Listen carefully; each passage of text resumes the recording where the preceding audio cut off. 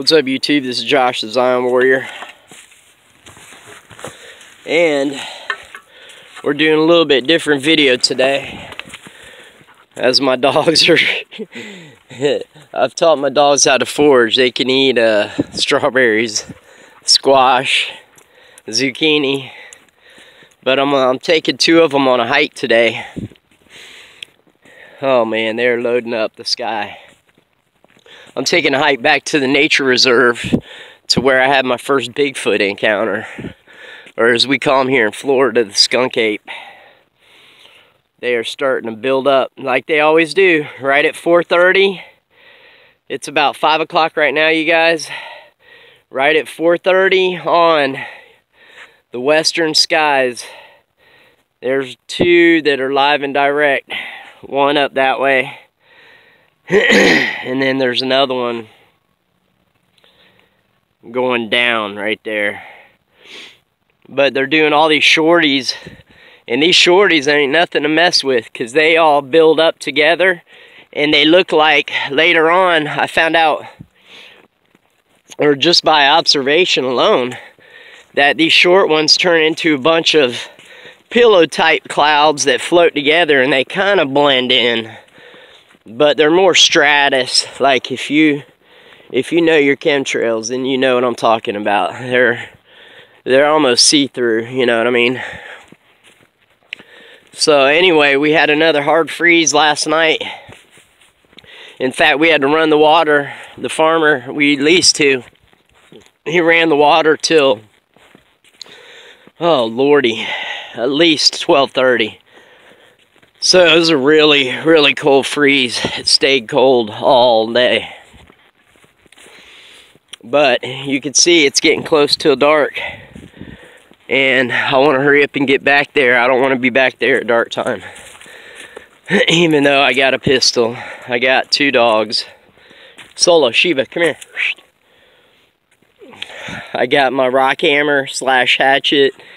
And then this is a broken off shovel. But it's sturdy. Because there's a formidable pack of coyotes that are back here. The other night, they've been coming back in this week, and the other night it sounded like they were about 15, at least 10 to 15 deep. And I would imagine they're probably more than that. There's probably about 15 to 20 sometimes, it sounds like. Good God, man. I had problems getting over that gate. That wasn't a great gate crossing. Zion Warrior. I am wearing some freaking tight jeans, though. These are some old jeans that I think I need to not be wearing on a hike. It's not too far, though. Sheba, Solo, come on. I'm taking the two dogs that I can control. Not necessarily the strongest two. But Solo, he's a good scout. He's a good tracker. You can see him. He's on sniff mode. And Sheba's pretty tough, but she'll stick close too. That's brother and sister. So I got 7 Australian Shepherds. And Richie from Boston did a video. It's funny, I've been wanting to do a Bigfoot video for a while. And I'm gonna try to make it to the spot of my first encounter, but I've got at least 5 good stories I could tell you right now. And on tomorrow's video, I promise, I already got the everybody's entry. I think there's like 20 something people for the gem giveaway, and I'm picking 5 winners, so I'll announce that tomorrow. Oh, that's a big dog. That's a big deer track right there.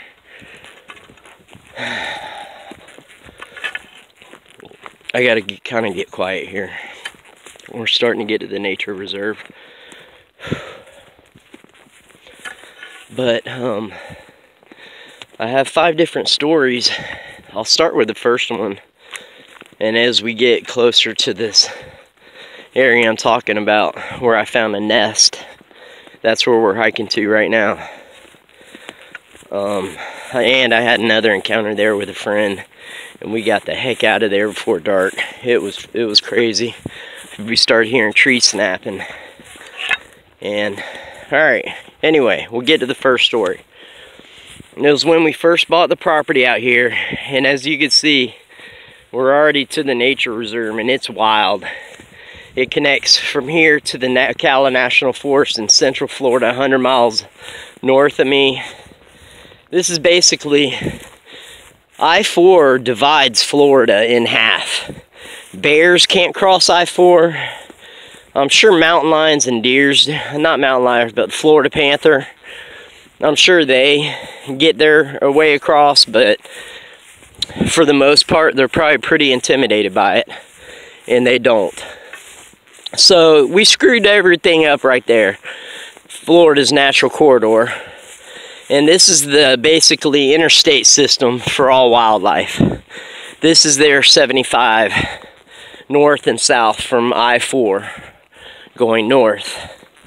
So it's pretty wild out here. And when we first set my trailer out here, I would say the first week, it was probably the 6th, 7th night, and I started hearing god-awful gorilla, deep gorilla belching and bellowing going on. And I know my sounds. I mean, you could be in the woods and a raccoon will sound like a deer. And owls make creepy sounds. They make like a monkey sound. But this was more gorilla type. Deep. I almost told people, I almost thought it felt like an elephant at times. It was just so deep. And I only had one dog at that point. I didn't have my gun moved from my house yet. And so I still had the shotgun and the pistol at the house. And now I have a rifle plus I have a 6-shooter. And it's a 38. So it's a little snub-nosed, nice 38. 6 rounds. And that was just the night of hell. It lasted 2 hours. And I had a baseball bat and a pitchfork sleeping next to the bed. So it was pretty creepy. And the story number 2, I came out here by myself hiking, looking for agate. Sorry, you guys. Sorry, I've had a cold for a couple weeks. And look at that western sky. Look at it building up, y'all. The chemtrails just build up. Even Donnie at Daytona will tell you. And for me, I'm on the west coast of Florida. So for me, they're to the east and to the west usually. But less to the east. And Donnie from Daytona, Donnie of Daytona, I mean, he, I believe he films and sees all the stuff I do to the west. I think you'll be surprised how far you could see in the distance. Like that furthest cloud at the horizon, I believe that's probably 50 to 80 miles away. Easily maybe 100. And I could see that. So you figure every direction, you could see for 200 miles, north to south or east to west in any one direction, and looking both the directions, you know what I mean? So, anyways, man, it's getting heavy carrying this hatchet. And the shovel head. But I'd rather have too much defense. I should have brought my backpack. Hold on, y'all. Putting the hatchet right there. So, I found a nest that it kind of dug out, something like that. It was dug out in the center of a field that is in the middle of these woods. I would say it's about 300 yards to my north. And there was deep grass pulled from around the whole area. Like, only hands can do this. I'm a country boy, huh? I know how things are. And this was not natural. I've never seen it before. The grass was laid in the indention that was dug out. And I figured that the sun hit this area. It was during wintertime, so it was probably pretty warm. I imagine it was pretty warm. So that's the spot I'm heading to right now, because it's winter time again. You repeat the process. And I dropped my rock hammer. Dang it. So I'm going back to grab that. I'm probably going to ditch this shovel. Even though I should probably ditch the hatchet. I could see it. It's blue. Laying right in the middle of the road, but I'm afraid the neighbor will drive by. Hey, there's a nice hammer. Yeah, it's a good rock hammer. And a good hatchet. So anyway, yeah, look at them building up that sky, y'all. That's ridiculous. I didn't want to whistle, but they're getting out of earshot. Story number 3, and I have the still pic that I'll put on a future video, and it is the creepiest handprint and arm print. It's like we got the forearm, and it was long dreaded hair. I tried to reproduce it, and my handprint didn't even come close to looking like a handprint. Hey, Sheba, Solo, come here. That's a deer trap. Come on.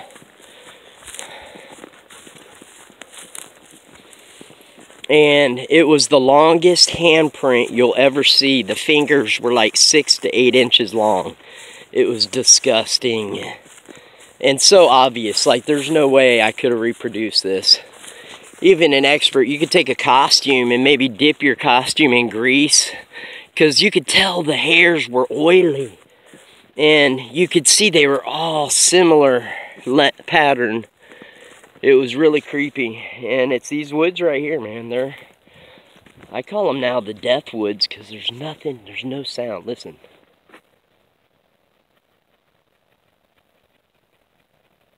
Actually, I hear one squirrel.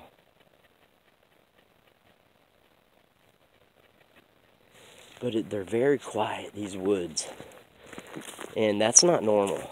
I'm telling you, that's a weird sign.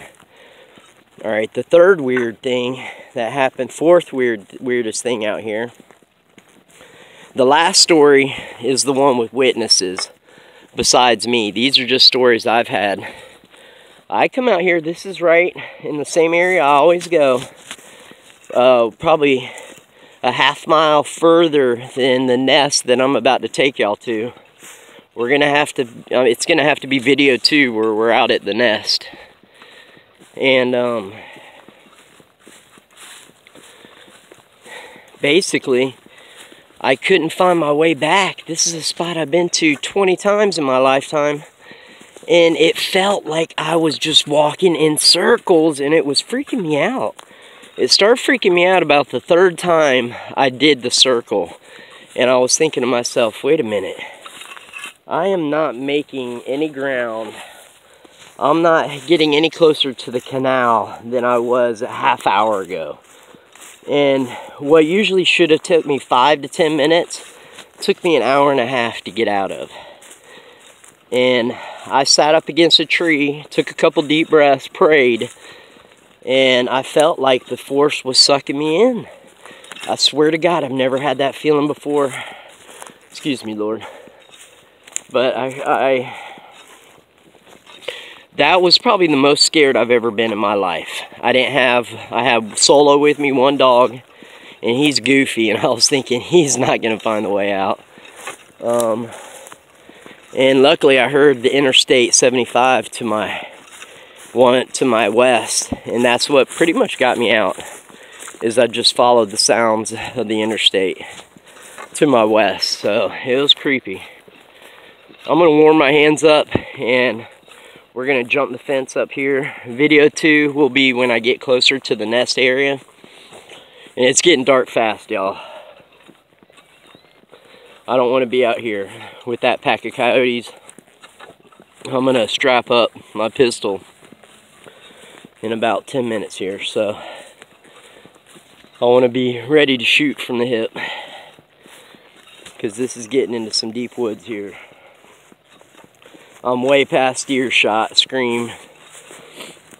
And I got these 2 plus a pistol, but I haven't been back here since I saw that nest. So it's pretty creepy. We'll see. All right, y'all.